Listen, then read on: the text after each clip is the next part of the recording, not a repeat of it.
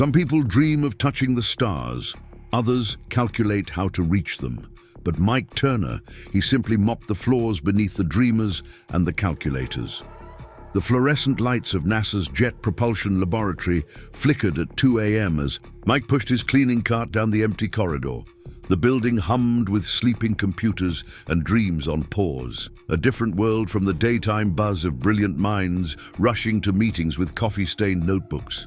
At night, the facility belonged to the custodial staff, the security guards, and occasionally the workaholics who forgot time existed. Before we jump back in, tell us where you're tuning in from, and if this story touches you, make sure you're subscribed. Because tomorrow, I've saved something extra special for you. Tonight, one such workaholic had left the lights on in lab. 17, Mike sighed, checking his timesheet. He was already running behind, and every open door meant more work. As he approached, he heard nothing. No typing, no murmured conversations with colleagues across time zones. Just silence and the soft blue glow of a computer monitor reflecting off the pristine whiteboard that spanned the entire wall. That whiteboard shouldn't have caught his attention. It was just another slate of incomprehensible equations to clean. Around. But tonight, something on it made Mike stop.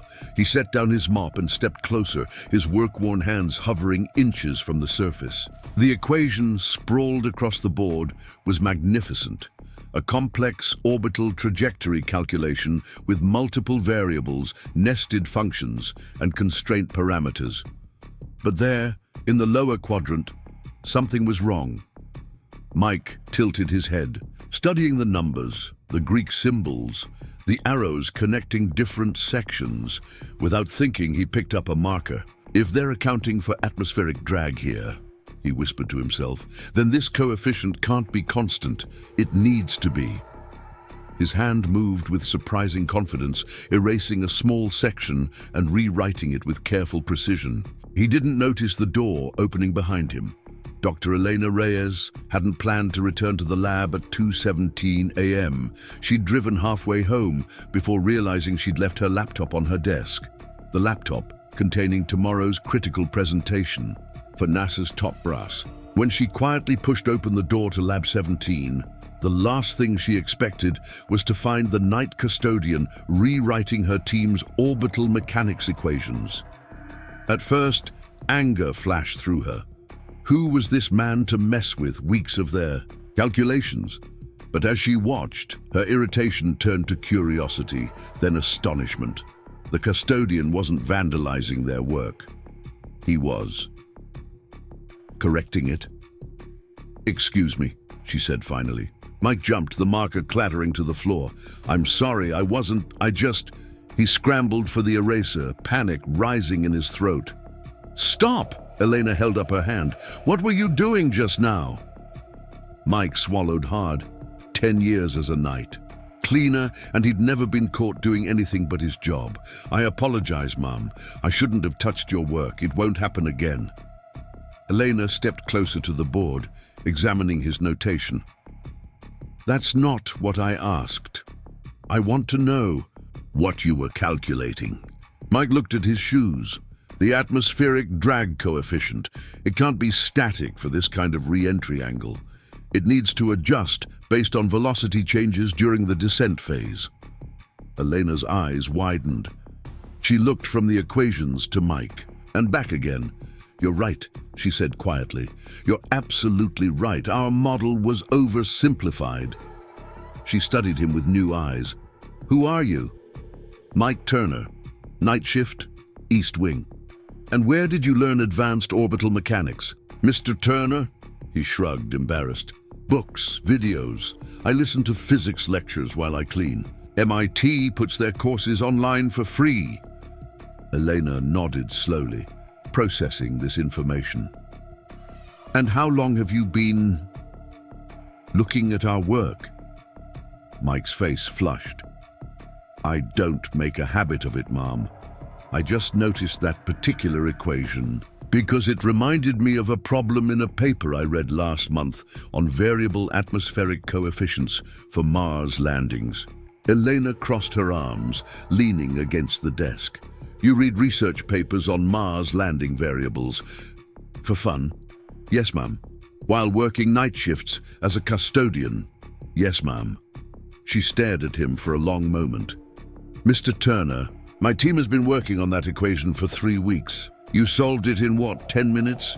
Probably less, he admitted. Once you see the pattern, it's just about applying the right constraint logic.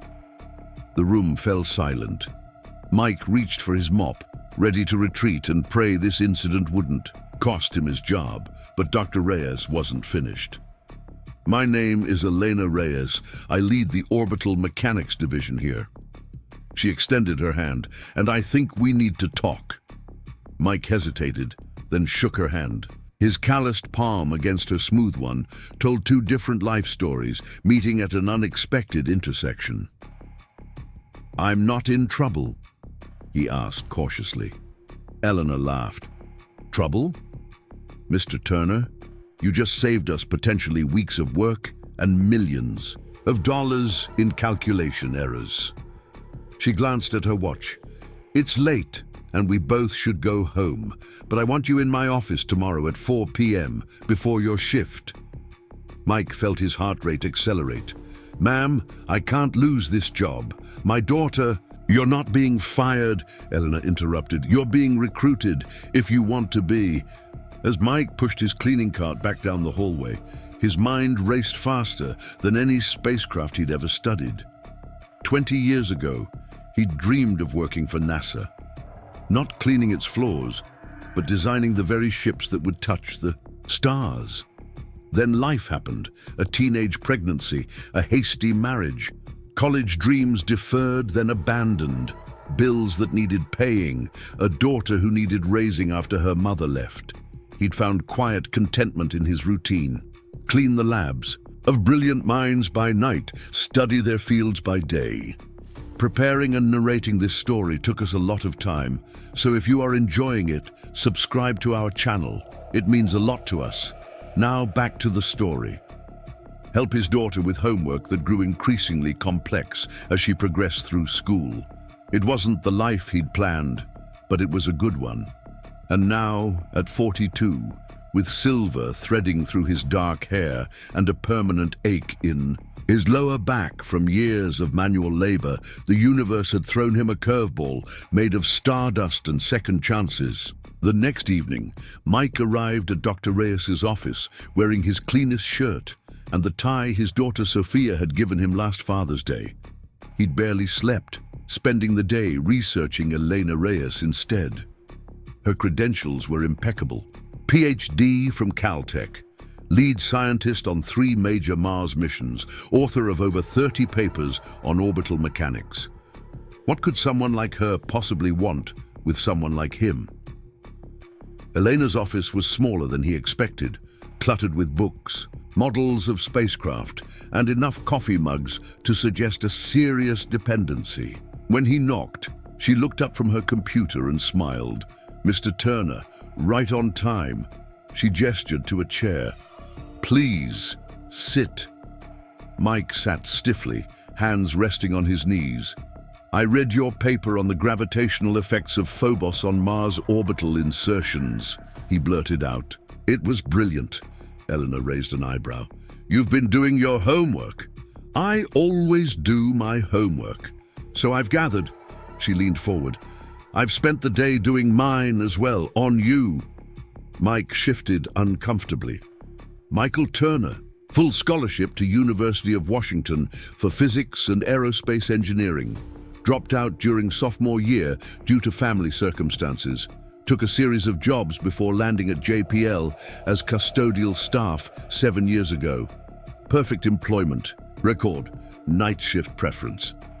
She closed the folder in front of her.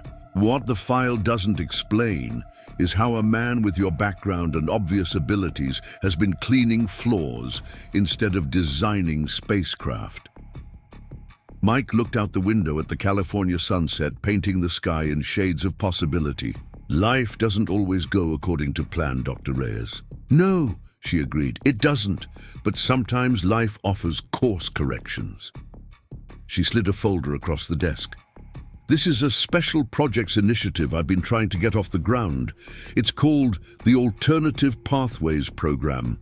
It identifies exceptional talent from non-traditional backgrounds and creates accelerated entry points into NASA's technical divisions. Mike stared at the folder without opening it. And you want me to apply?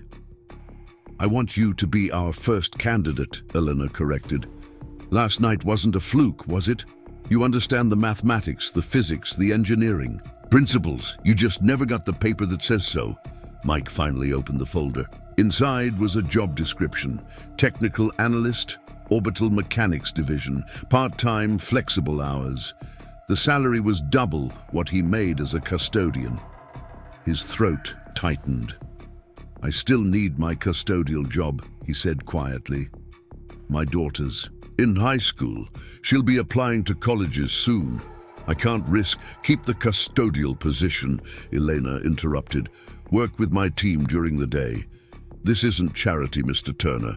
Last night you solved a problem that had my entire department stumped. I'm offering you this position because NASA needs minds like yours. The path you took to get here is irrelevant. And what happens when your superiors discover you've hired the man who empties your trash? Elena smiled. I already told them. The director wants to meet you tomorrow. Mike closed the folder. Why are you doing this? Because 20 years ago, someone saw potential in me when no one else did, she said simply. I'm just paying it forward. She stood. Sleep on it. Let me know your decision tomorrow. Mike didn't sleep. He stayed up all night reading the materials in the folder, researching the program, and thinking about what it would mean for him and Sophia. By morning, his decision was made. He arrived at the director's office 10 minutes early, his collar itching and his palms sweating. The administrative assistant smiled warmly at him. Dr. Reyes told me to expect you, she said. They're ready for you now. Mike entered the spacious office to find not just Elena and the director, but 5 other people seated around a conference table. His step faltered. Mr. Turner, the director rose, extending his hand. I'm James Wilson. Please join us. Mike shook his hand, fighting the urge to flee. Elena caught his eye and gave him a reassuring nod. Dr. Reyes has told us about your unconventional introduction, Wilson continued. But I'd like to hear from you directly. Tell us about yourself. And so Mike did. He told them about his childhood fascination with the stars, his brief college career, the daughter who became his world. He talked about listening to lectures while mopping floors, solving equations in his head while cleaning bathrooms, teaching himself programming on a second-hand laptop. When he finished, the room was quiet. Then a woman at the end of the table slid a tablet across to him. This is a problem my team has been working on for the Mars sample return mission, she said. We're struggling with the ascent vehicles, fuel efficiency during the Martian atmosphere exit. Take a look. Mike studied the screen, aware of every eye on him. The problem was complex, balancing minimal fuel usage against variable atmospheric conditions and payload weight. He took a deep breath and began to work through it methodically, thinking aloud as his finger traced paths across the tablet. 7 minutes later, he looked up. You're approaching it from the wrong angle, he said. If you reconfigure the ascent pattern to utilize the natural thermal currents in the upper Martian atmosphere, you can reduce fuel consumption by approximately 18% during the initial phase. The woman took back the tablet, examining his work. That's not a solution I would have considered. She looked at Wilson. It works. The director nodded slowly. Mr. Turner, would you mind stepping outside for a moment while we confer? Mike waited in the hallway, staring out the window at the rockets and spacecraft components visible in the distance. This building, these halls that he had cleaned for years, suddenly felt foreign, like he was seeing them through new eyes. When the door opened, it was Elena who beckoned him back in. The group was standing now, and Director Wilson approached him with an outstretched hand. Mr. Turner, we'd like to formally offer you the position of technical analyst in our orbital mechanics division, effective immediately. He smiled. Though we understand you'll be continuing your custodial duties as well, at least for now. Mike's heart raced. Thank you, sir, I accept. Good, Wilson nodded. Dr. Reyes will help you with the transition. And Mr. Turner, yes, sir, welcome to the team, the real team. News traveled fast through JPL. By the time Mike arrived for his custodial shift that night, the whispers had already begun. The night cleaner who solved the unsolvable. The janitor with the beautiful mind. He kept his head down, ignoring the curious glances from security guards and the occasional late-working scientist. In Lab 17, the whiteboard had been preserved. His corrections circled in red with a note. Turner's fix. Implement in all atmospheric models. Seeing his name there in this context made something tighten in his chest. Later that night, as he mopped the hallway outside the cafeteria, a young engineer stopped to watch him. Mike recognized him as one of the newer team members from the Propulsion lab. Is it true? The young man asked. Are you the one who solved Reyes' equation? Mike continued mopping, just pointed out an oversight. But you're really joining the orbital team as an analyst? Starting Monday. The engineer shook his head in amazement. Wow. I don't know whether to be impressed or terrified that the guy cleaning our labs understands our work better than we do. Mike looked up, meeting his gaze. Maybe it should remind you that talent doesn't always come with degrees, and the people you overlook might have more to offer than you think. The engineer had the grace to look embarrassed. Fair point. Well, congratulations. I look forward to working with you. He extended his hand. I'm David Chen. Mike set down his mop and shook David's hand. Mike Turner. When Mike arrived, home at 6 a.m., Sophia was already awake, preparing for school. At 17, she was the image of her mother, tall, willowy, with dark curls and serious eyes. She glanced up from her AP calculus homework as he entered. You're late, she observed. Everything okay? Mike hung up his jacket, trying to contain the smile threatening to overtake his face. Everything's fine.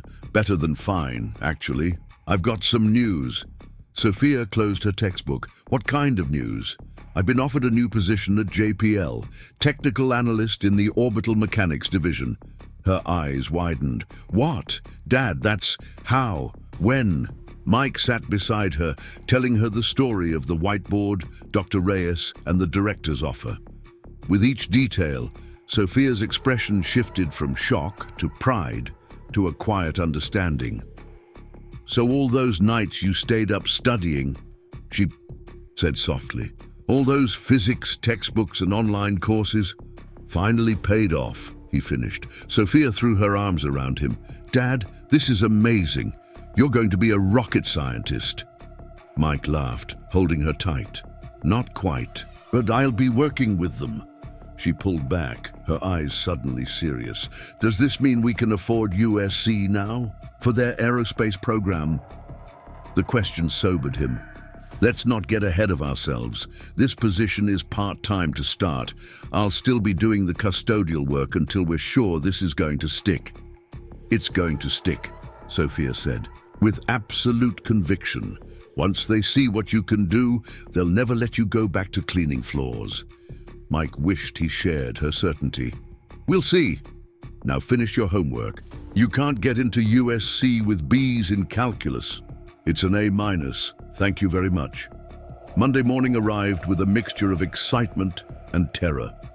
Mike reported to the orbital mechanics lab wearing slacks and a button-down shirt that felt strange after years of custodial uniforms. Elena met him at the door, professional but warm.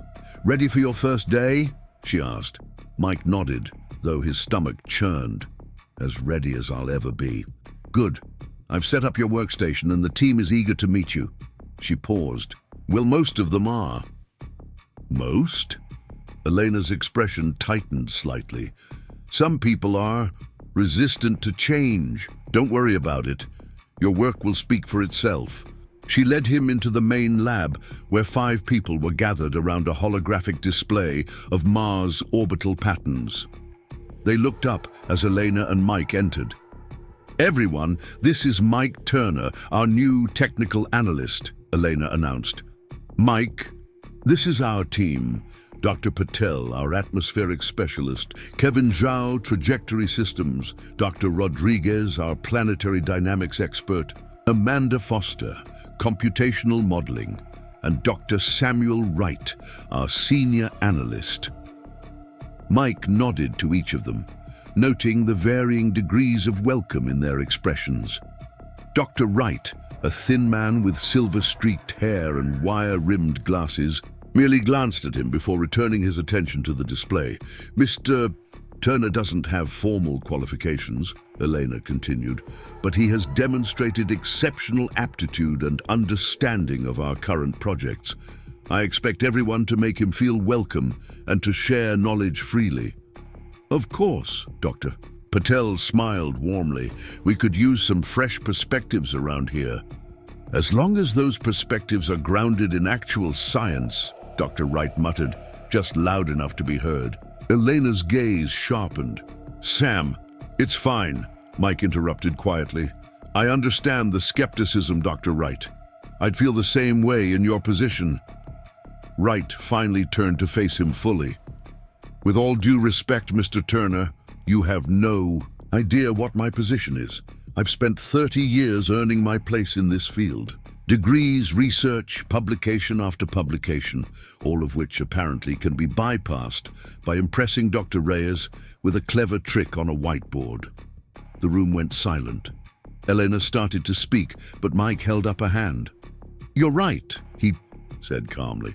"I haven't put in the years of formal study that you have. I didn't publish papers or defend a dissertation. I took a different path. But I'm not here to take anything away from you or anyone else. I'm here to contribute what I can." Wright's expression remained cold. "We'll see about that." Elena led Mike to his new workstation, a sleek desk with dual monitors and a view of the rocket assembly building in the distance. "Don't mind Sam," she said quietly. "He's brilliant but traditional. He'll come around once he sees your work." Mike wasn't so sure, but he nodded. "What would you like me to start with?" "This," Elena pulled up a file on his screen. "It's the atmospheric entry problem for the Europa mission. We need to determine the optimal entry angle for minimal fuel consumption while maintaining structural integrity against Jupiter's radiation belts." Mike studied the parameters. "This is fascinating. The radiation creates variable drag coefficients based on charged particle density." "Exactly," Elena smiled. "I'll let you get to it. Team meeting at 2 p.m. to review progress." As she walked away, Mike took a deep breath. From mopping floors to calculating spacecraft trajectories in just 3 days. He flexed his fingers above the keyboard, then began to work. The morning passed quickly as Mike immersed himself in the problem. He barely noticed the curious glances from his new colleagues or Dr. Wright's occasional scrutiny. By lunchtime, he had developed a promising approach using a modified vector field to map radiation densities against entry trajectories. He was so engrossed that he jumped when someone tapped his shoulder. It was Amanda Foster, the computational modeling specialist. "Sorry," she smiled. "Didn't mean to startle you. A few of us are heading to lunch. Would you like to join?" Mike glanced at his screen, reluctant to break his flow, but aware that building relationships was important. "Sure, thank you." Lunch was in the JPL cafeteria, the same one he had cleaned countless times. It felt surreal to be sitting at the tables instead of mopping around them. Amanda, Dr. Patel, and Kevin Zhao were friendly, asking about his background and how he'd learned orbital mechanics. "So you really just taught yourself?" Kevin asked, impressed. "While working full-time and raising a daughter?" Mike shrugged. "I had a lot of quiet nights. And once you understand the fundamental principles, the rest is just application and practice. Still, Dr. Patel shook her head. It's remarkable. What made you apply for this position now? Amanda asked. Why not years ago? Mike sipped his water. I didn't apply. Dr. Reyes found me, and before that, well, life has a way of setting your priorities for you. Kevin nodded sympathetically. Your daughter must be pretty proud. She is, Mike smiled, though I think she's more excited about the possibility of affording USC than having a dad who can calculate orbital trajectories.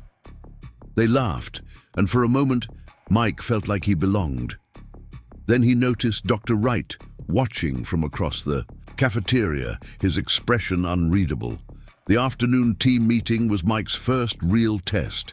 Each member presented their current projects and challenges, with Elena facilitating. When Mike's turn came, he felt every eye in the room evaluating him. I've been examining the Europa mission entry problem, he began, pulling up his models on the main screen. The traditional approach would be to calculate a fixed entry corridor based on averaged radiation field data, but I believe that's insufficient given Jupiter's dynamic magnetosphere. He explained his alternative approach, a responsive trajectory system that could adjust in real time to radiation field fluctuations. The computational load would be significant, he acknowledged, but the fuel savings and safety margins would increase by an estimated 22%. When he finished, there was a moment of silence. Then Dr. Patel leaned forward. That's actually quite brilliant. Have you modeled the power requirements for the onboard systems? Only preliminarily, Mike admitted. That's more your area of expertise than mine. I'd be happy to work with you on it, she offered. As would I, Kevin added. The trajectory. Calculations are complex, but implementable with our current guidance systems. Dr. Wright remained silent throughout the exchange, his expression thoughtful rather than dismissive. When Eleanor asked for additional comments, he finally spoke. The approach is unorthodox, he said slowly, but potentially viable. I'd like to review the mathematical models in more detail. From Dr. Wright, this was practically a standing ovation. Mike nodded. Of course, I'd appreciate your input. As the meeting adjourned, Elena caught Mike's eye and gave him a subtle thumbs up. His first day was a success, not perfect, but promising. That night, as Mike changed from his analyst clothes into his custodial uniform, he felt the strange duality of his new existence. By day, a respected mind working on humanity's boldest space missions. By night, the invisible presence keeping the facilities clean. Same building, same mind, completely different worlds. He began his usual routine, starting with the East Wing bathrooms. As he cleaned, his mind continued to work on the Europa problem, mentally refining calculations and considering new approaches. He didn't notice Dr. Wright standing in the doorway, until the older man cleared his throat. Mike looked up, surprised. Dr. Wright, can I help you? Wright seemed uncomfortable, watching Mike mop the bathroom floor in the same building where hours earlier he had presented breakthrough trajectory calculations. I reviewed your models, Wright said finally. They're innovative, unrefined in places, but the core concept is sound. Thank you, Mike said, unsure where this was going. Wright hesitated. It can't be easy, doing both jobs. Mike resumed mopping. I do what needs doing. Why? With your mind, you could have found other opportunities, even without a degree. Mike considered the question. My daughter needed stability. This job provided that. And now I have a chance to do both, to provide for her and to use whatever gifts I have. He looked up at Wright. I don't expect everyone to understand or approve of my path, Dr. Wright. I just want the chance to contribute. Wright nodded slowly. I may have been hasty in my judgment, Mr. Turner. Not everyone's brilliance follows the same trajectory. He started to leave, then paused. My office tomorrow morning, 9 a.m. I'd like to discuss some refinements to your Europa approach.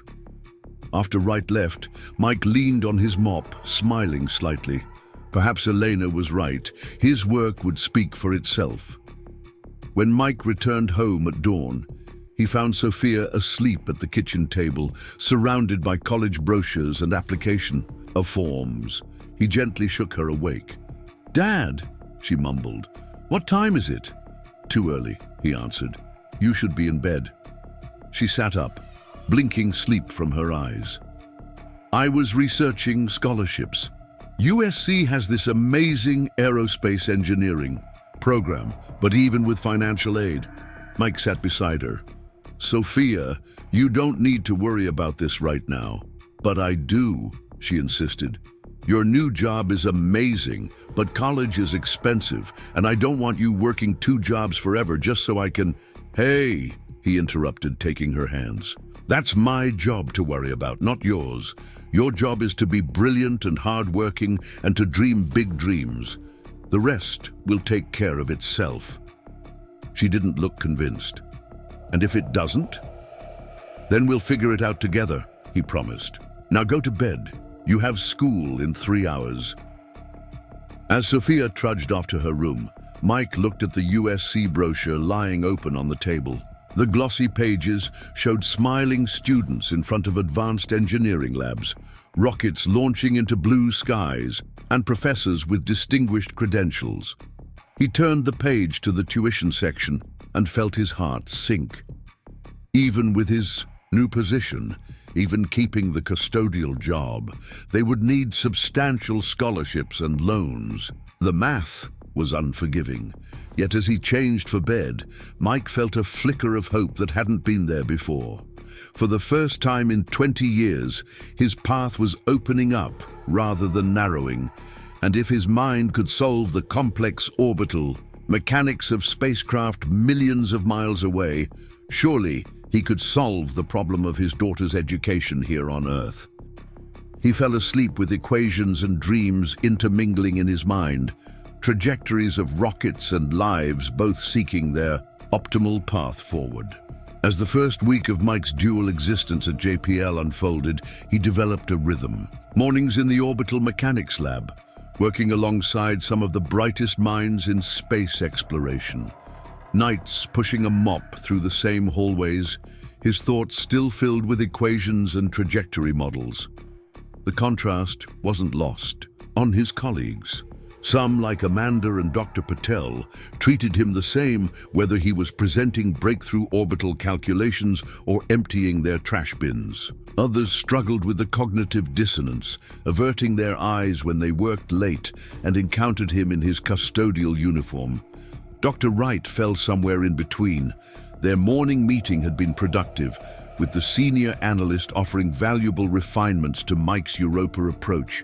But there remained an undercurrent of reservation in Wright's manner, a lingering sense that he was waiting for Mike to prove this wasn't a fluke. On Thursday afternoon, Director Wilson called an all-hands meeting. A technical issue had arisen with the Mars sample return mission, specifically with the ascent vehicle that would carry precious Martian soil samples from the surface back to the orbiting return craft. The issue, Wilson explained to the assembled teams, is a weight problem. The final design is coming in 2 kilograms over our maximum for successful ascent with the current fuel capacity. Engineering is working on lightening components, but we need parallel work on optimizing the ascent trajectory to compensate. He turned to Elena. Dr. Reyes, I want your team to take lead on this. We need options within 2 weeks. Elena nodded. We'll get started immediately. As the meeting dispersed, Eleanor gathered her team. This is priority 1, people. Kevin and Amanda, I want you modeling the existing trajectory parameters. Dr. Patel, work with engineering on the weight distribution effects. Dr. Rodriguez, you'll handle gravitational mapping for the ascent window. Dr. Wright, atmospheric analysis. Mike, She paused, considering. This would be his first major project, and the visibility was high. Mike, I want you looking at alternative ascent profiles. Specifically, see if there's any approach we haven't considered that could reduce fuel requirements without compromising safety margins. You want me to find a completely new approach? Mike asked, surprised at the assignment's scope. Exactly, Eleanor confirmed. Your unconventional perspective might see something the rest of us have missed. Work directly with me on this. As they left the conference room, Dr. Wright fell into step beside Mike. Quite an assignment for your first major project, he observed, his tone neutral. Mike nodded. Dr. Reyes is taking a chance on me. Indeed, Wright agreed, though perhaps not as much of one as it appears. Your Europa calculations were illuminating. Coming from Wright, this was significant praise. Before Mike could respond, the older scientist continued. I've been reviewing your background more thoroughly. You were on track for a full scholarship. At Washington when you withdrew, top of your class. Mike kept his expression neutral. Life intervened. So it seems, Wright paused. I knew someone like you once. Brilliant mind, circumstances that didn't match the potential. He never found his way back to science. What happened to him? Wright's eyes took on a distant look. He became bitter. Convinced himself the system was rigged against him, never realized that sometimes the path isn't straight. They reached the junction where their routes diverged. I'll see you at tomorrow's status meeting, Wright said, then added, don't interpret skepticism as opposition, Mr. Turner. Sometimes it's simply caution born of experience. As Wright walked away, Mike considered his words. Perhaps there was more common ground between them than he'd initially thought. That night, as Mike cleaned the engineering department where teams were frantically working on the weight reduction problem, he found himself paying particular attention to the designs visible on their screens. The ascent vehicle was elegant but complex, perhaps necessarily so given its mission, but every curve and component represented weight. He was careful not to disrupt their work, but as he emptied trash bins and wiped down surfaces, his mind catalogued design elements, weight distributions, propulsion components. By the time his shift ended, a nascent idea was forming in his mind, not about the trajectory itself, but about the fundamental assumptions underlying the entire mission, architecture. The next morning, exhausted but energized, Mike arrived early at his workstation. He began running simulations based on the standard NASA ascent profiles, analyzing fuel consumption rates against various trajectory angles. By noon, he had confirmed what he suspected. The conventional approaches would not resolve the weight issue without compromising safety margins. Elena stopped by his desk, coffee in hand. How's it coming? I'm hitting the same walls everyone else is, Mike admitted. Within the current mission parameters, there's no clear path to reducing fuel requirements enough to compensate for the weight issue. Elena frowned. Keep at it. There's always a solution. We just haven't found it yet. Mike hesitated, then said, what if we're looking at this wrong? What if instead of trying to make the existing design work with more weight, we reconsider the fundamental ascent approach? Meaning, I need more time to work through it, Mike said, but I think we might be overlooking something simple, because we're all thinking within conventional mission architecture. Elena studied him for a moment. Keep me posted.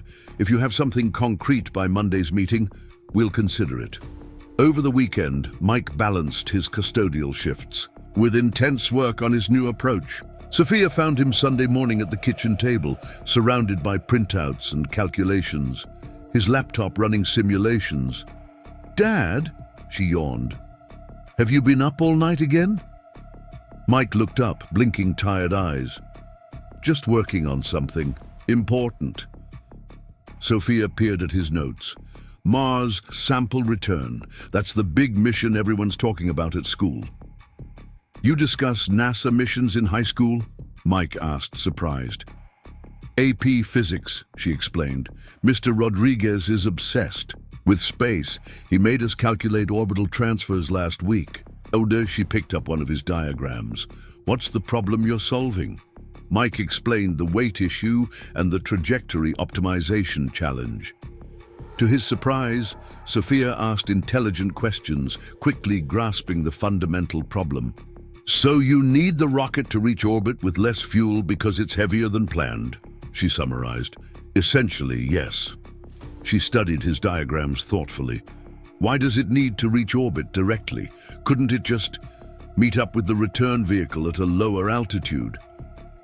Mike stared at his daughter, a new possibility crystallizing in his mind. Sophia, you might have just identified the exact assumption we've been making. I did. The current mission architecture assumes the ascent vehicle needs to achieve stable Martian orbit to rendezvous with the return craft, Mike explained, excitement building in his voice. But what if we redesigned the mission sequence so the return craft descends to a lower altitude for retrieval instead? He quickly pulled up simulation software, inputting new parameters. The fuel savings would be significant, and the margins would improve dramatically. Sophia beamed. Does this mean I get to tell my friends my dad solved a NASA rocket problem? Mike laughed. Let's not get ahead of ourselves. I need to validate this approach first, but yes, you definitely helped. Monday morning's status meeting brought the various teams together to share progress. Engineering reported minimal success. In weight reduction, they had managed to trim only 3 kilograms through design optimizations far short of the necessary 7. The trajectory team had similarly disappointing results. When Elena turned to Mike, he took a deep breath. I've been exploring an alternative approach, he began, bringing up his presentation. Our current mission architecture assumes the Mars ascent vehicle must achieve stable orbit for rendezvous with the Earth return orbiter. This requires significant fuel to reach the necessary altitude and velocity. He displayed his alternative. If we instead modify the mission sequence to have the Earth return orbiter descend to a lower altitude in a temporary elliptical orbit, the ascent vehicle can transfer the sample package using 18% less fuel. This would more than compensate for the weight issue. The room fell silent as the implications sank in. Dr. Wright was the first to speak. You're proposing we change a fundamental mission parameter that's been in place for 3 years of planning. Yes, Mike acknowledged. It's a significant change, but the math supports it, and it solves our problem without compromising safety margins. Eleanor studied the simulation data. The ERO would need to perform additional maneuvers, consuming some of its fuel reserves. I've calculated those requirements, Mike confirmed. The ERO has sufficient reserves, and the overall mission risk profile actually improves with this approach. Director Wilson leaned forward. Engineering would need to evaluate the implications for communications timing and thermal management during the altered rendezvous sequence. Correct, Mike nodded. I've outlined the key technical areas requiring verification in the full proposal. The discussion continued for nearly an hour, with various specialists probing different aspects of Mike's approach. To his surprise, Dr. Wright became one of his strongest advocates, helping explain the orbital mechanics advantages to team members with less experience in that area. Finally, Director Wilson stood. This warrants serious consideration. Dr. Reyes, assemble a cross-functional team to validate this approach by the end of the week. If it holds up to scrutiny, we'll present it to Mission Control as our recommended solution. As the meeting adjourned, congratulations flowed Mike's way. Even colleagues who had been standoffish were impressed by the elegant simplicity of his solution. Dr. Wright lingered after others had left. That was exceptional work, he said quietly. You saw past assumptions the rest of us had internalized so deeply we couldn't even recognize them as assumptions anymore. Thank you, Mike replied. That Means a lot coming from you. Wright smiled slightly. I suspect this is just the beginning for you, Mr. Turner. Just don't forget to sleep occasionally. Brilliance needs rest to sustain itself. Word of Mike's innovative solution spread quickly through JPL. By week's end, the cross-functional team had validated his approach, and Mission Control had tentatively approved the architectural change. It was a significant professional victory, one that established his credibility beyond doubt. Yet as April turned to May, the dual nature of Mike's existence began taking its toll. Working days as an analyst and nights as a custodian left little time for sleep, let alone for helping Sophia with college applications and scholarship essays. Dark circles formed under his eyes, and he began making small errors in his calculations. Nothing critical, but enough to concern Elena. You can't keep this up indefinitely, she told him one afternoon after he'd missed a meeting due to oversleeping. You need to make a choice. Mike rubbed his eyes. I can't afford to quit the custodial position. Sophia's college expenses. Then let's address that directly, Elena interrupted. Your work on the Mars sample return mission was exceptional. I've spoken with Director Wilson about converting your position to full-time with appropriate compensation. Mike looked up, hope and wariness mingling in his expression. Is that possible? It's already approved, Elena smiled. The formal offer will come through HR tomorrow. The salary would be commensurate with your contributions, more than enough to support Sophia's education without working 2 jobs. For a moment, Mike couldn't speak. After 20 years of deferred dreams and practical compromises, the possibility of fully rejoining the scientific community he'd reluctantly left behind seemed almost too good to be true. What about my custodial position? He asked finally. There are people who depend on me there too. That's your decision, Elena said gently. But you can't serve 2 masters forever, Mike. At some point you have to choose the path that makes the most of your gifts. That night, as Mike wheeled his cleaning cart through now familiar corridors, he found himself in Lab 17, the place where everything had changed. The whiteboard still bore traces of equations from various projects, including some of his own work. He set down his mop and picked up a marker, working through a complex calculation related to the Mars mission, a final optimization he'd been considering. The numbers flowed from his mind through his hand, creating a mathematical tapestry across the white surface. You know, most people go home after work. Mike turned to find David Chen, the young engineer he'd met weeks ago, watching from the doorway. Just had a thought I wanted to explore, Mike explained, capping the marker. David approached the board, studying the equations. This is for the updated rendezvous sequence, isn't it? You're refining the approach vector to account for seasonal dust variations in the lower Martian atmosphere. You've been following the project? Everyone has, David said. It's not every day someone reinvents a major mission architecture and makes it better. He gestured to Mike's custodial cart. But you're still doing this, Mike nodded. For now.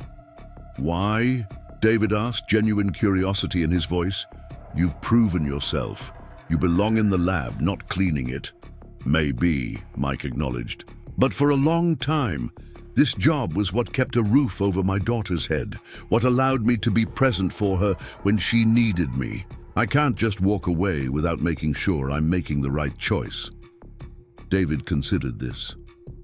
My grandfather was a physicist in China, he said suddenly. Brilliant man.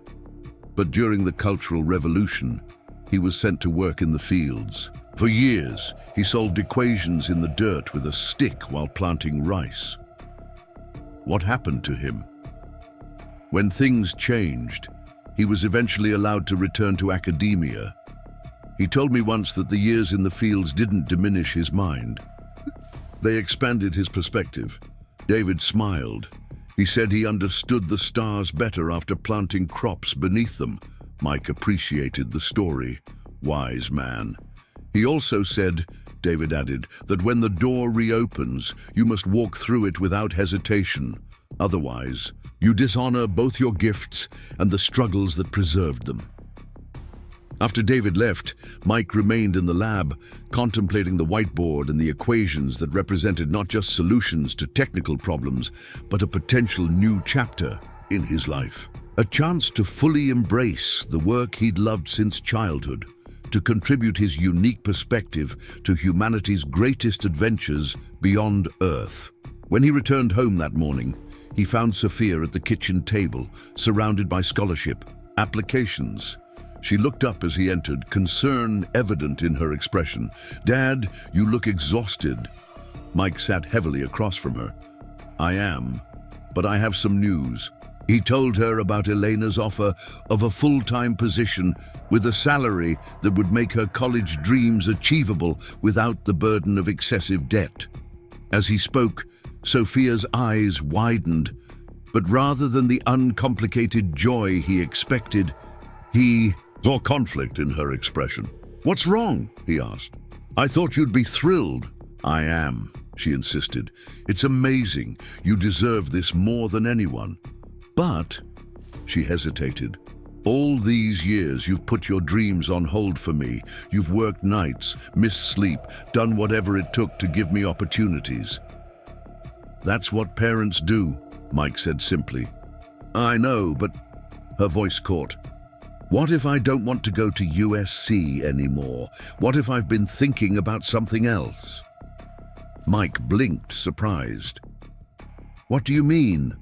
Sophia took a deep breath. "The community college has this joint program with NASA. It's competitive, but students who get in can work part-time at JPL while earning their associate's degree, then transfer to a 4-year engineering program with guaranteed internships. It's perfect for someone who knows they want to work in aerospace but can't afford a direct path to USC. Why haven't you mentioned this before?" "Because it felt like giving up on the dream," she admitted, "like settling for less because of money. But the more I researched it, the more I realized it might actually be better, more practical experience, connections in the industry, and a lot less debt." Mike studied his daughter's face, seeing the same practical wisdom that had guided his own decisions over the years. "And this is really what you want? Not because of the cost, but because it's the right path for you?" "Yes," she said firmly. "I've been afraid to tell you because you've worked so hard for the USC option, but this feels right to me." Mike reached across the table and took her hand. "Sophia, all I've ever wanted is for you to have choices that I didn't have. If this is your choice, one you're making for the right reasons, then I support you completely." Relief washed over her face.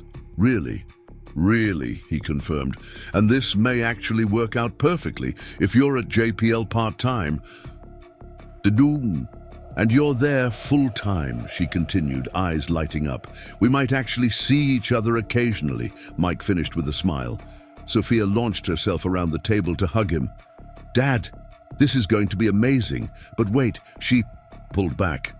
"What about your custodial job?" Mike sighed. "That's the hard part. I've worked with those people for 7 years. They're like family." "So what will you do?" "I think," Mike said slowly, "it's time to make the choice that honors both my past and my future." The following week brought significant changes. Mike accepted Elena's offer of a full-time position as a trajectory specialist, a title that reflected his growing responsibilities and contributions. His final night as a custodian was bittersweet, filled with well wishes from the night crew who had become his second family over the years.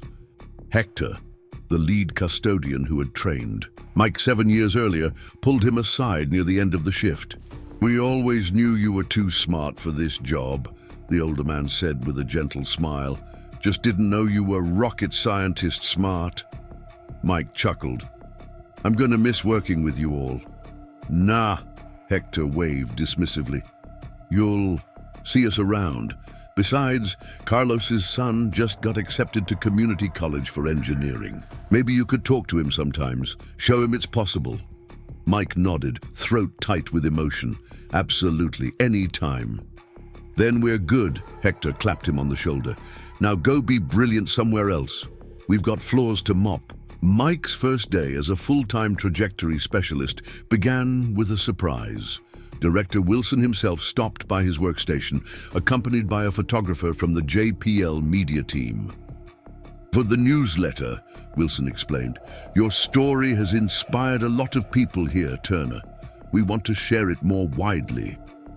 Mike felt uncomfortable with the attention. I'm not sure that's necessary, sir. It's not about you, Wilson said kindly. It's about all the other brilliant minds out there working in obscurity because life took an unexpected turn. They need to know there's still a place for them in science. After the photographer left, Wilson lingered. The Mars sample return. Team wants you permanently assigned to their project. I've approved the transfer. Thank you, sir. Don't thank me, Wilson replied. You earned it. Not many people would have had the perseverance to keep learning, keep growing through all those years of night shifts and missed opportunities. That kind of determination is as valuable to NASA as raw intelligence. As Wilson turned to leave, he added, Oh, and your daughter's application to the JPL Community College program? The selection committee was very impressed. Decisions go. Out next week. Mike stared after him. Sir, I hope her application is being considered strictly on its merits. I wouldn't want... Turner, Wilson interrupted. You should know by now that we don't grant opportunities based on connections. We grant them based on potential. His eyes twinkled, and apparently exceptional problem-solving abilities run in your family. The weeks that followed brought a new rhythm to Mike's life. Full days at JPL working on increasingly complex aspects of the Mars mission. Evenings with Sophia, helping her prepare for the college program she'd been officially accepted into. Weekends occasionally meeting Dr. Wright for coffee and conversations that ranged from orbital mechanics to philosophy. Word of Mike's journey spread throughout NASA, then beyond. A NASA blog post about his unconventional path went viral, leading to interview requests and speaking invitations that he mostly declined. His focus remained on the work itself, not the story behind it. But there was one invitation he couldn't refuse. The community college where Sophia would soon begin her studies asked him to speak at their STEM orientation for incoming students. Many were first-generation college students. Some worked full-time while pursuing their education. All faced obstacles that made traditional academic paths challenging. Standing at the podium, Mike looked out at young faces filled with the same blend of determination and uncertainty he had once felt. I'm not here to tell you that your path will be easy, he began. It won't be. There will be nights when you question your choices, mornings when you're too exhausted to see the point, and moments when giving up seems like the only rational option. He paused, meeting their eyes. But I am here to tell you that your journey matters, that the perspective you gain from walking a harder road gives you insights others may never have. That science and innovation need voices like yours. Voices that understand struggle and persistence and thinking beyond conventional boundaries. Mike gestured to the JPL logo on the screen behind him. I spent years believing that certain doors had closed for me forever. I was wrong. The doors were always there. I just needed to keep preparing for the moment when opportunity and readiness would intersect. In the audience, Sophia watched her father with pride. Beside her sat Dr. Reyes, who had insisted on attending, and several members of the Mars mission team. Even Dr. Wright had come, sitting quietly in the back, nodding occasionally as Mike spoke. Your path may not be straight, Mike continued. It certainly wasn't for me, but that doesn't mean it won't lead somewhere extraordinary. Sometimes the most important trajectories are the ones that don't follow expected patterns. Just ask any Mars rover that had to navigate around unexpected obstacles to reach its destination. Laughter rippled through the audience. Mike smiled. The universe doesn't care how you arrived at the answer. It only cares that your calculations are correct. And sometimes the most elegant solutions come from the most unexpected sources. As he concluded his speech, the applause was warm and enthusiastic. Students crowded around him afterward, asking questions, sharing their own stories of unconventional paths towards scientific dreams. Mike listened to each one, recognizing in their faces the same hunger for knowledge and opportunity that had sustained him through years of night shifts and solitary study. Later, as Mike, Sophia, and his JPL colleagues gathered at a local restaurant to celebrate, Dr. Wright raised his glass in a toast. "To trajectories," the older scientist said, "both orbital and personal. May we always have the wisdom to recognize when a different path might be the better one." Dr. Reyes added her own toast, "and to the courage it takes to change course mid-flight." As glasses clinked around the table, Mike felt a sense of completion, not of his journey. That was still unfolding in ways he couldn't have imagined. But of the chapter that had begun that night in Lab 17, when he dared to pick up a marker and correct an equation. Later that evening, as Mike and Sophia drove home, she asked a question that had been on her mind since the speech. "Dad, if you could go back and change things, take a different path earlier, not have to work as a custodian all those years." "No." "Would you?" Mike considered this carefully. "I would have wanted more options, certainly. More opportunities." He glanced at her. "But would I trade the perspective I gained? The appreciation for what truly matters? The chance to show you that perseverance matters more than privilege?" He shook his head. "No. Some detours, it turns out, aren't detours at all. They're just longer paths to where you were always meant to be." As they pulled into their driveway, the night sky above was clear, stars blazing in patterns that had fascinated humans for millennia.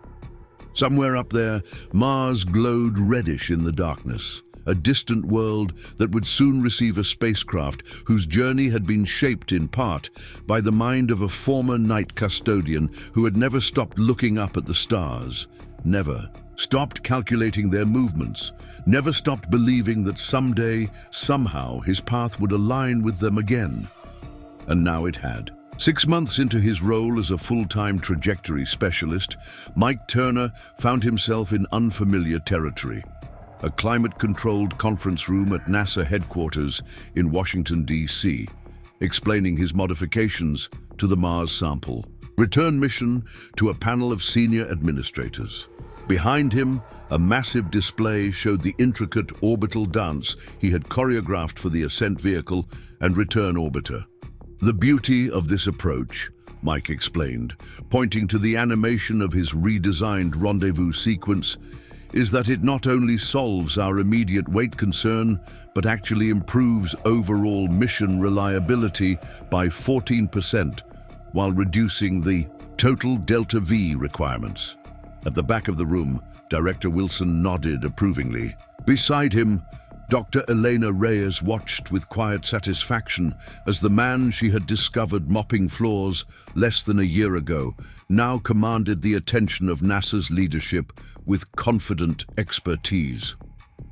"And these calculations account for seasonal dust storm variations?" asked Dr. Harrison, the mission's chief scientist. "Yes," Mike confirmed. "We've incorporated 5 years of atmospheric density data from the Mars Climate Orbiter to create adaptive trajectory profiles. The guidance system can select among 17 pre-calculated approach corridors based on real-time conditions." As the questions continued, Mike felt a surreal disconnection from his former life. Just last year, his concerns had been much more immediate, making rent, stretching dollars for Sophia's school supplies, hoping the aging water heater would survive another winter. Now he was discussing billion-dollar missions and debating the finer points of interplanetary trajectory optimization with people whose names appeared in textbooks. After the presentation concluded successfully, Mike stepped into the hallway to catch his breath. Elena joined him, beaming with pride. "That was masterful," she said. "Even Harrison was impressed, and he questions everything twice." Mike smiled wearily. "Thanks. I still feel like I'm going to wake up and find myself back on the night shift, pushing a mop." "Imposter syndrome," Elena diagnosed.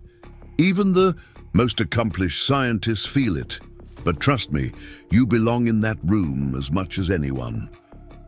Before Mike could respond, Director Wilson approached with a distinguished older man in a meticulously tailored suit. "Mike, I'd like you to meet Dr. Thomas Whitfield, NASA's Associate Administrator for Space Technology," Wilson said. "Dr. Whitfield, this is Mike Turner, the trajectory specialist I was telling you about." Mike shook the administrator's hand, trying not to appear intimidated. "Remarkable work on the Mars return sequence," Whitfield said. "I understand you came to us through unconventional channels." "You could say that, sir," Mike replied. "I was a custodian at JPL for 7 years before Dr. Reyes discovered me working on an equation." Whitfield's eyebrows lifted. "And your educational background?" 2 years at University of Washington before personal circumstances intervened. The rest was self-taught." Rather than the dismissal Mike half expected, Whitfield's expression showed genuine interest. "That might actually make you perfect for a new initiative we're discussing. Wilson, we should talk about this further." He turned back to Mike. "Don't make any travel plans for tomorrow afternoon. I may have an opportunity to discuss with you." After Whitfield and Wilson departed, Mike turned to Elena with a bewildered expression. "What just happened?" "I believe," Elena said with a smile, "you just caught the attention of one of the most influential people in American space exploration, which means tomorrow could be very interesting." That evening, Mike called Sophia from his hotel room. She answered on the first ring, eager for news. "How did it go? Did they love your orbit design? Did anyone important talk to you?" The questions tumbled out in rapid succession. Mike laughed. "Slow down. Yes, the presentation went well, and apparently someone named Dr. Whitfield wants to meet with me tomorrow." "Thomas Whitfield? Dad, he's basically NASA royalty. He was mission director on 3 Apollo flights." "I'm aware," Mike said dryly, "though meeting him made me realize how much gray hair I've earned these past few months. The man must be in his 80s, but looks more energetic than I feel." "You're changing the course of space exploration," Sophia said. "You're allowed to be tired. How's Washington?" "Bigger than I remembered," Mike admitted. "Last time I was here, I was 8 on a school field trip. Never imagined I'd return as whatever I am now." "A rocket scientist," Sophia supplied. "That still feels strange to say." "Well, get used to it. Oh, I nearly forgot to tell you. I got an A on my orbital mechanics midterm. Professor Geller said my approach to the Hohmann transfer problem was exceptionally elegant." Pride swelled in Mike's chest. "That's my girl. The Turner orbital intuition strikes again." Their conversation drifted to everyday matters, the minor repair needed on their aging car, an upcoming school event Sophia hoped he could attend, the latest letter from Mike's mother, who still couldn't quite believe her son now worked alongside, the scientists he had once cleaned up after. After hanging up, Mike stood at the hotel window, gazing out at the capital city's illuminated monuments. Tomorrow would bring whatever it would bring. For tonight, he was simply grateful that the long, winding trajectory of his life had finally aligned with the dreams he had reluctantly set aside decades ago. The next afternoon, Mike found himself in a small conference room with Director Wilson, Dr. Reyes, and Dr. Whitfield. The administrator wasted no time on pleasantries. "Mr. Turner, I've been reviewing your work since joining JPL. Not just the Mars mission modifications, but your contributions to the Europa approach vectors and the Lunar Gateway station-keeping optimizations. You have a particular knack for identifying hidden assumptions and finding elegant workarounds to seemingly intractable problems. Thank you, sir, Mike replied, uncertain where this was heading. NASA is launching a new initiative, Whitfield continued. We're calling it the Perspective Shift Program, or PSP. The premise is simple but potentially revolutionary. Assemble small teams of exceptional problem solvers from non-traditional backgrounds to tackle our most challenging technical problems with fresh eyes. Mike's interest was piqued.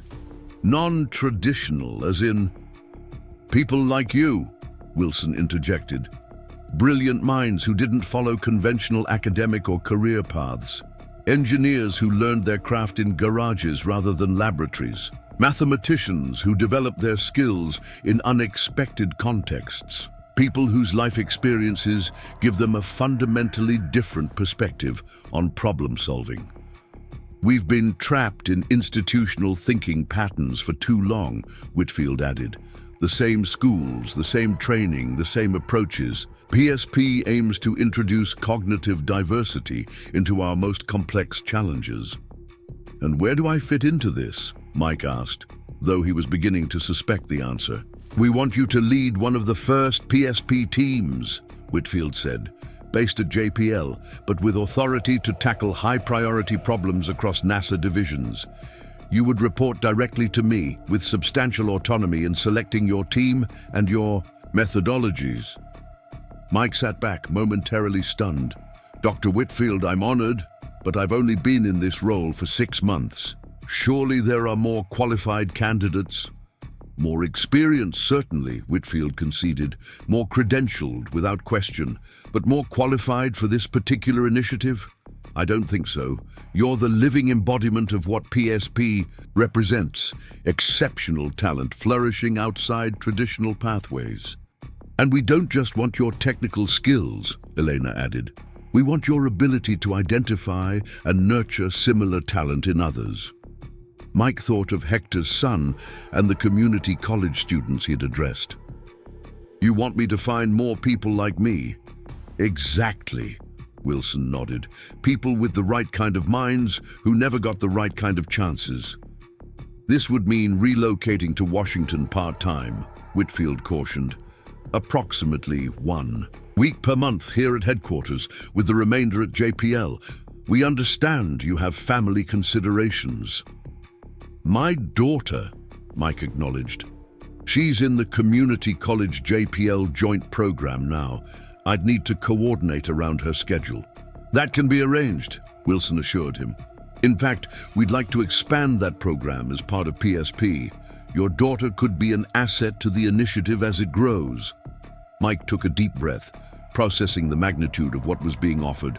Not just a promotion, but the chance to create something truly transformative.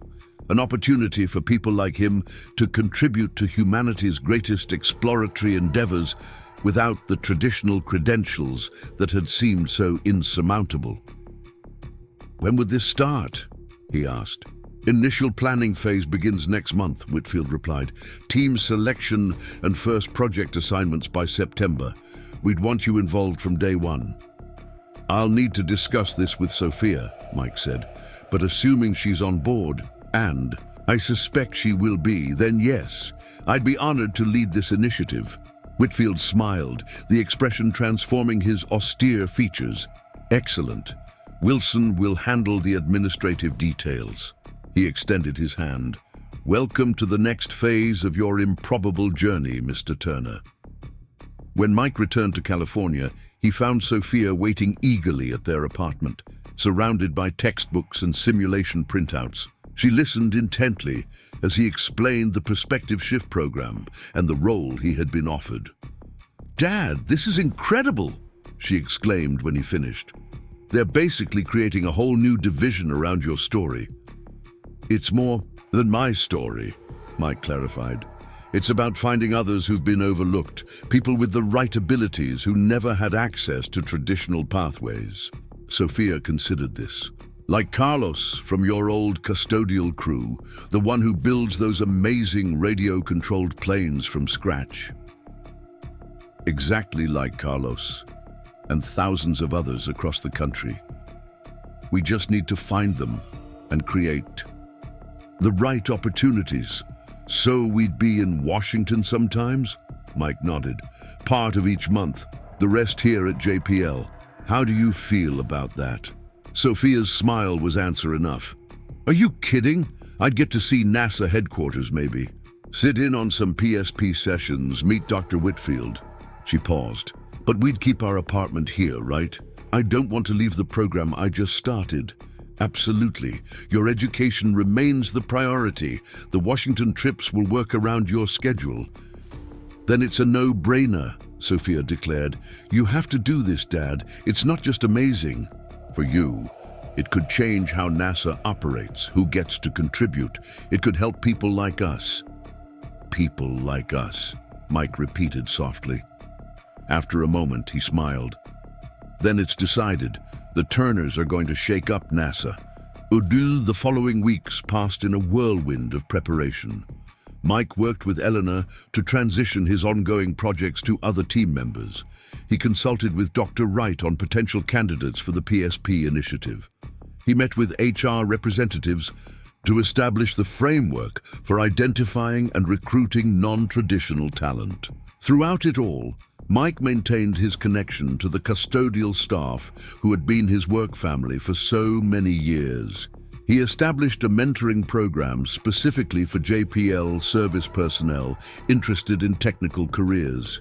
Carlos, Hector's son, became one of the first participants, displaying a natural aptitude for propulsion systems that impressed even the veteran engineers. By August, the first phase of the Perspective Shift program was taking shape. Mike had identified key problem areas where fresh approaches might yield breakthroughs. Long-duration life support systems, radiation shielding for extended missions, automated resource utilization on planetary surfaces, and communication protocols for deep space exploration. For each focus area, he sought team members with unconventional backgrounds. A former Navy submarine technician who had developed innovative air purification methods. A construction worker with a self-taught understanding of materials science. A truck driver who had created sophisticated logistics algorithms to maximize fuel efficiency across varying terrains. Not everyone at NASA embraced the initiative. Some senior scientists questioned the wisdom of entrusting critical projects to teams without traditional credentials. Others worried about disruption to established protocols and hierarchies.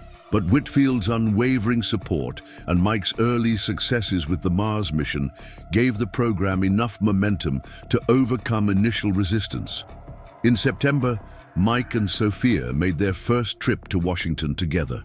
Sophia's professors had arranged for her coursework to be completed remotely during these visits, integrating her experiences at headquarters into her academic projects. Their first morning at NASA headquarters, Mike watched with pride as Sophia engaged confidently with senior engineers and scientists.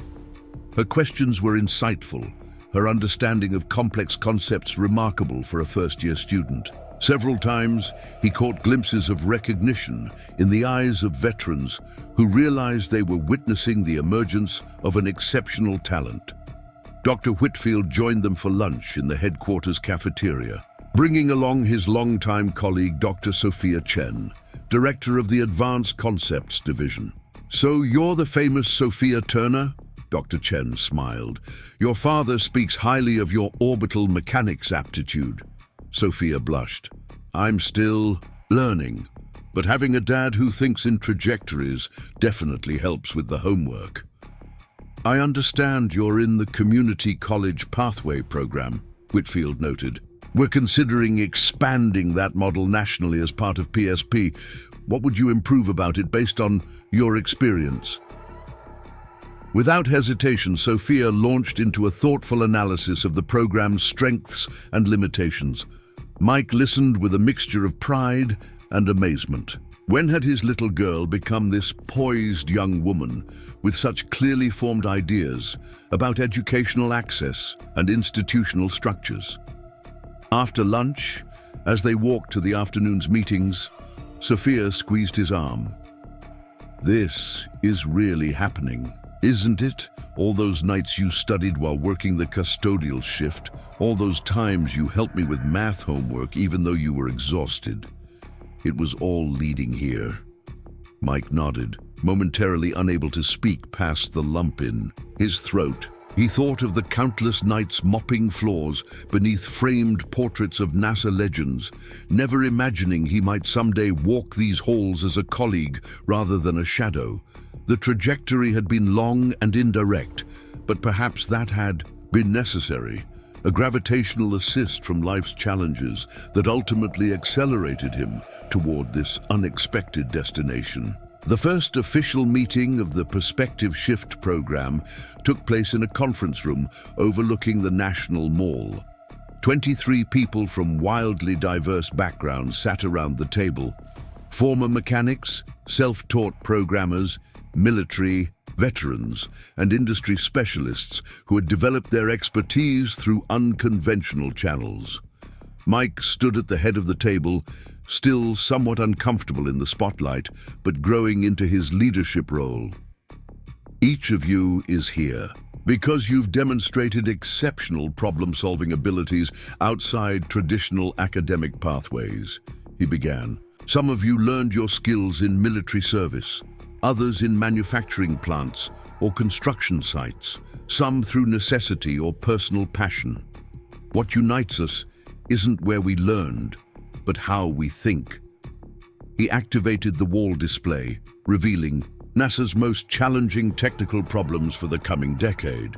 "These are the obstacles standing between humanity and deeper space exploration," he continued. "Radiation shielding that doesn't compromise payload capacity, life support systems that can function reliably for years without resupply, in situ resource utilization that can sustain long-term habitation. These aren't just engineering challenges, they're survival imperatives." Mike moved around the table, making eye contact with each participant. "Conventional approaches haven't solved these problems. That's why you're here. We're betting that your non-traditional perspectives will see paths that others have missed." "No disrespect," said a former oil rig technician named Rodriguez, "but won't we just be duplicating work that formerly trained engineers have already tried?" "That's a fair question," Mike acknowledged. "And to address it, I want to tell you a story about a night custodian who noticed that scientists had been using a fixed atmospheric coefficient in their Mars descent calculations. A custodian who saw, because of his different perspective, what a room full of PhDs had overlooked." The group listened intently as Mike shared his journey from mopping floors to redesigning mission architectures. He didn't embellish or dramatize. The bare facts were compelling enough. When he finished, the room was silent for a moment. Then, a woman named Yasmin, who had developed sophisticated fluid dynamics intuition while designing irrigation systems for her family farm, spoke up. "So we're not just token diversity hires? We're genuinely expected to solve problems that the traditional experts haven't? Jai, you're expected to see things differently," Mike clarified, "to question assumptions that have become invisible to those within the system, to draw on practical experiences that inform your understanding in ways that textbooks cannot." "And if we fail," asked a former military mechanic who had created breakthrough maintenance protocols for aircraft in combat zones, "then we learn and adjust," Mike said simply. "But here's what I believe. The solutions to our greatest challenges won't all come from the expected places or people. Some will emerge from the margins, from minds that weren't shaped by institutional conventions, from people like us." The energy in the room shifted perceptibly. Uncertainty gave way to determination, skepticism to cautious optimism. These were people accustomed to being underestimated, to having their insights dismissed because they lacked formal credentials. Now, they were being told that their non-traditional perspectives weren't just acceptable, but potentially revolutionary. As the meeting progressed into specific project assignments, Mike felt a profound sense of rightness. This was why Dr. Reyes had stopped that night to watch him working on the whiteboard. This was why Whitfield had created PSP. The hard-won wisdom of unconventional paths contained innovation potential that might otherwise remain untapped. That evening, Mike and Sophia had dinner with Dr. Reyes, who had flown in for the inaugural PSP meeting. They chose a small restaurant near their hotel, away from NASA headquarters and its formalities. To transformative trajectories, Elena toasted, raising her glass. And to the people who see potential where others don't, Sophia added, looking meaningfully at Elena, who had first recognized her father's abilities. I was just doing my job, Elena demurred. Any scientist worth their salt recognizes a brilliant solution, regardless of its source. But not every scientist would have acted on it, Mike pointed out. You could have simply incorporated my correction and moved on. Instead, you opened a door. Elena considered this. Perhaps I recognized something of myself in your situation. My path wasn't as challenging as yours, but there were obstacles. Being a woman in aerospace engineering in the early days, having to prove myself repeatedly in ways my male colleagues didn't. Is that why you created the Alternative Pathways program that brought my dad in? Sophia asked. Partly, Elena nodded, but it was also practical. NASA needs the best minds solving our hardest problems. Limiting ourselves to traditional credentials means missing exceptional talent. She smiled at Mike, like a custodian who understands orbital mechanics better than some of our PhDs. The real test comes now, Mike said, his expression growing serious. PSP is a bold experiment. If it fails to produce results, it could set back efforts to diversify STEM talent pipelines for years. It won't fail, Sophia said with youthful certainty. How can you be so sure? Elena asked, curious about her confidence. Sophia smiled. Because my dad didn't spend 20 years cleaning floors just to get his chance and then blow it. He's been preparing for this his entire adult life, even when he didn't know it. And I'm guessing the other PSP participants have similar stories. Years of solving problems with limited resources, finding workarounds when conventional paths weren't available, persisting when others would have given up. Mike looked at his daughter with a mixture of pride and wonder. When did you get so wise? I had a good teacher, she replied simply. As their meal concluded, Eleanor asked about the next phases of the PSP initiative. We're establishing 4 working groups focused on our most pressing technical challenges, Mike explained. Each group has a mix of non-traditional problem solvers and traditional NASA personnel. The integration won't always be smooth, but the cognitive diversity should yield unique approaches. And the first major deliverable, Eleanor inquired? A comprehensive proposal for radiation shielding innovations by December. Dr. Chen believes we may need a completely new paradigm rather than incremental improvements to existing approaches. Ambitious timeline, Elena noted. Necessary one, Mike countered. The Artemis program's extended lunar habitation plans require better solutions before we can move forward with confidence. As they walked back to their hotel through the cool Washington evening, Sophia took her father's arm.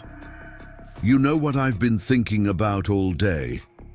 That night when I found you at the kitchen table, solving NASA's rocket problem.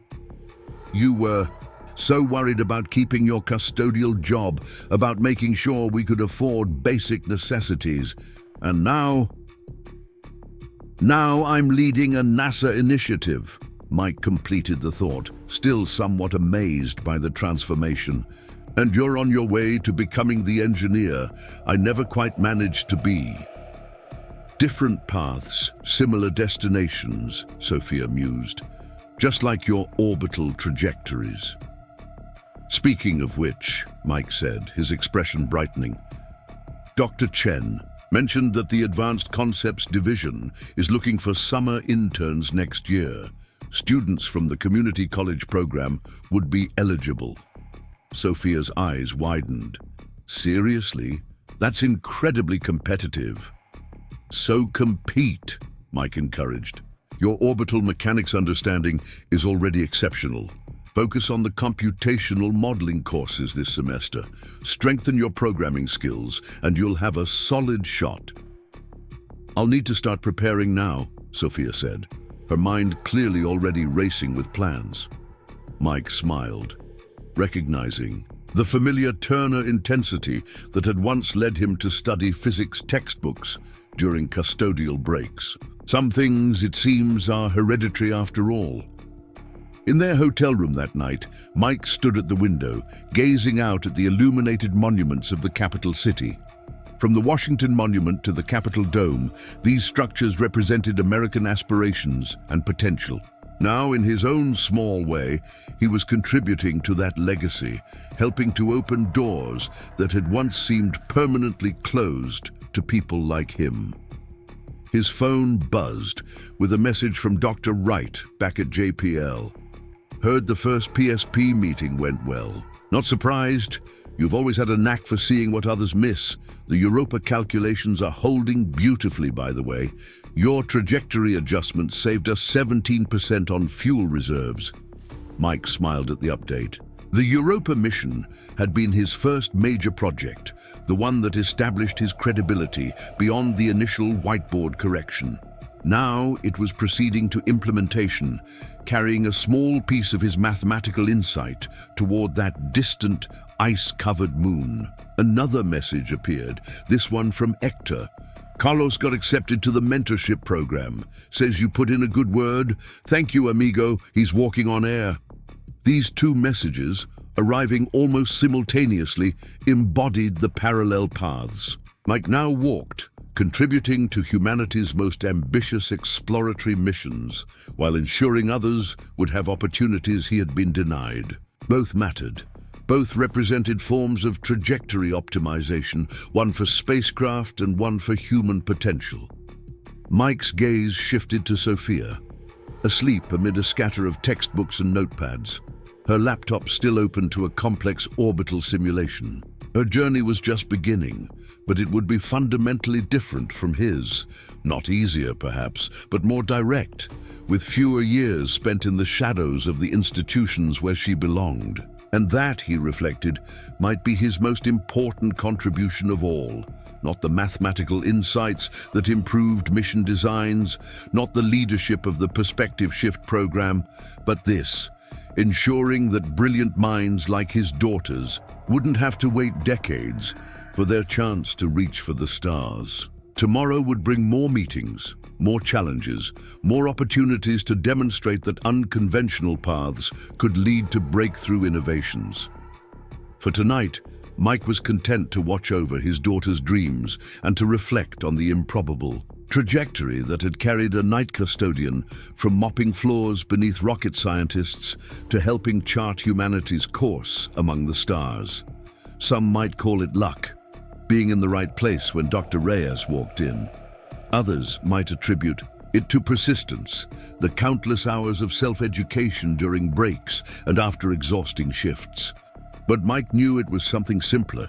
He had never stopped looking up, never stopped calculating the paths of celestial bodies, never stopped believing that understanding those paths might someday matter. And now, against all odds, it did. 1 year after the launch of the Perspective Shift program, Mike Turner stood at a podium in the Kennedy Space Center's main auditorium. Behind him, a massive screen displayed the successful test firing of a new radiation shielding prototype, the first major breakthrough to emerge from the PSP initiative. What you're seeing, Mike explained to the assembled press and NASA officials, is a revolutionary approach to cosmic radiation protection that reduces weight requirements by 42% while improving effectiveness by 28%. The room buzzed with excitement as Mike continued. This wasn't developed by a team of traditional aerospace engineers. It came from Yasmin Kapoor, a former irrigation specialist who applied principles of fluid dynamics from agriculture to the movement of charged particles, and Carlos Mendez, who adapted techniques from automotive protective coatings to create a multi-layered shield with self-healing properties. In the front row, Dr. Whitfield nodded approvingly. Beside him sat Sophia, now in her second year of the community college program and recently accepted for a prestigious internship with NASA's Advanced Concepts Division. The Perspective Shift program has now expanded to 4 NASA centers. Mike continued. We've identified over 300 exceptional talents from non-traditional backgrounds, many of whom are now contributing directly to our most challenging technical problems.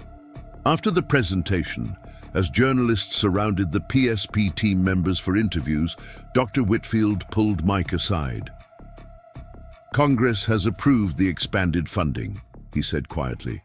PSP will become a permanent division within NASA, with dedicated facilities and recruitment resources.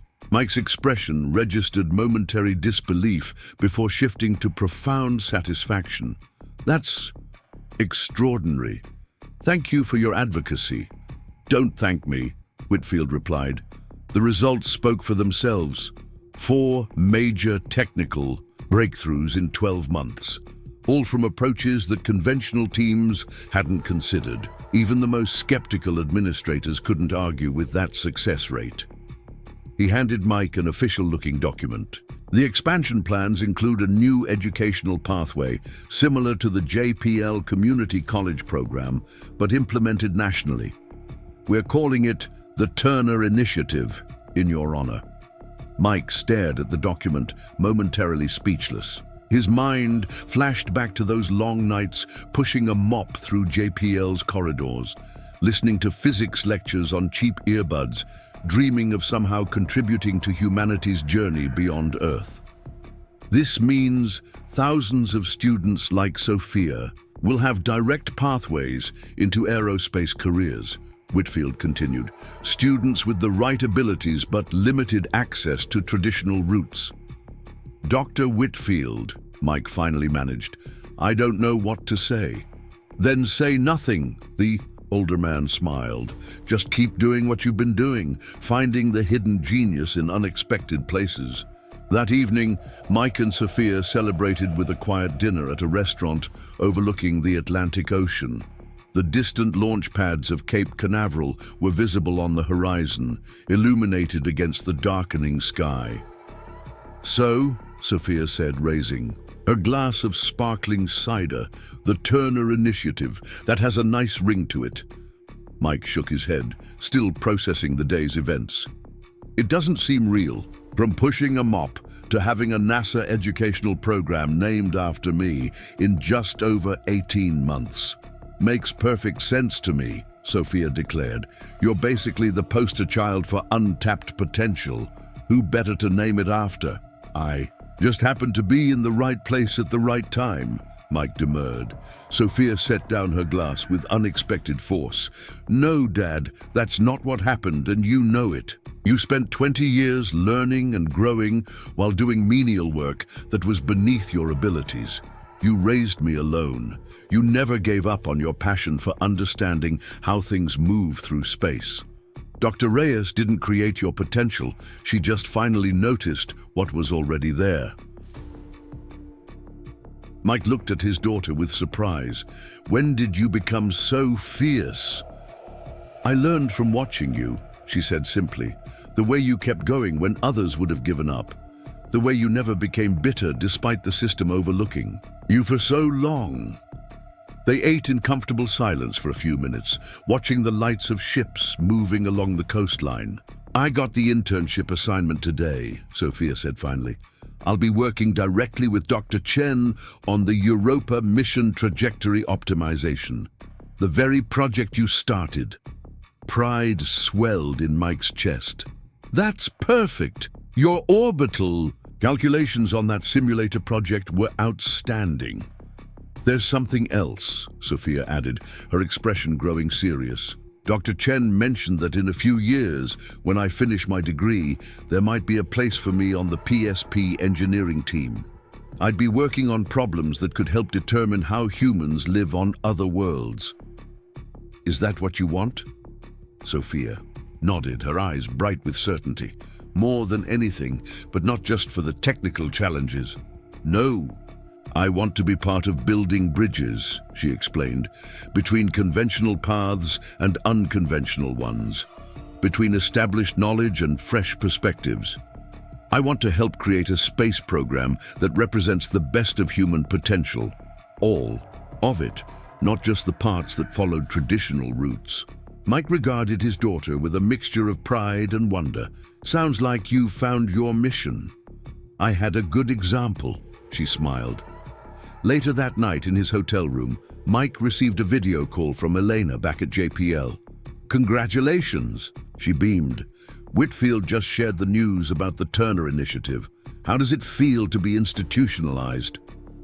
Mike laughed. Strange, wonderful, terrifying. I keep thinking they'll realize they've made a mistake, that I'm still just the night custodian who got lucky. Elena's expression grew serious. Mike, listen to me. What happened wasn't luck, it was recognition, belated recognition of what you'd been all along. The universe doesn't make mistakes when it comes to talent. Sometimes society does by creating systems that overlook people like you, but talent always finds expression eventually. Maybe, Mike acknowledged, but I wouldn't be here without you stopping that night, without you seeing something worth investigating. All I did was open a door, Elena countered. You walked through it and then built an entire wing onto the building. That's all you. After they hung up, Mike stepped onto the hotel balcony, gazing up at the night sky. Somewhere up there, Mars glowed reddish in the darkness, a world whose exploration would forever bear the subtle imprints of his calculations. Beyond it, Europa waited, its ice-covered oceans holding mysteries that his daughter might someday help unravel. The trajectory that had carried him here, from promising student to single father working night shifts, from invisible custodian to NASA program director, had been neither straight nor efficient. It had included detours and delays, periods of apparent stagnation, and moments of unexpected acceleration. Yet standing here now, looking up at the stars he had studied for so long, Mike understood that the lengthy, winding path had given him something essential: perspective. The ability to see what others missed, to question assumptions that conventional training rendered invisible, to imagine solutions unbounded by traditional approaches. The Turner Initiative would help thousands of others navigate their own complex trajectories toward space exploration careers. Some would move in straight, efficient lines, others would follow circuitous routes, gathering unique insights along seemingly unrelated detours. All would eventually converge, contributing their diverse perspectives to humanity's greatest adventure.